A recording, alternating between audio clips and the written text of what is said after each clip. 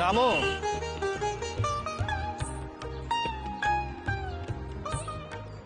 এ কি এখানে কেন? এটা তো একটা গয়নার দোকান।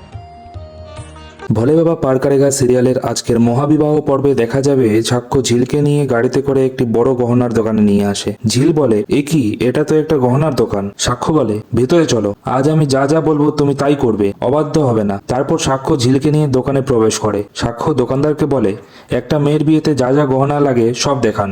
ঝিল সাক্ষ্যকে বলে, আমার তো এত কিছু দরকার নেই, তুমি কিন্তু প্লিজ এসব করো না, আমার একদম ভালো লাগে না। সাক্ষ্য বলে, আছে দরকার, এই দিনটা তো আমার জীবনে বারবার আসবে না, কমসে কম এটা ভেবে তো আমি খুশি থাকবো যে তুমি সেজেগুজে আমার বিয়েতে এসেছিলে।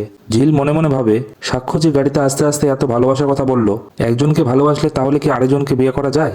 যাকগে, এতটুকু জানা গেল যে সাক্ষ্য চ্যাটার্জি আমাকে ভালোবাসে, আমার আর কিছু চাই না।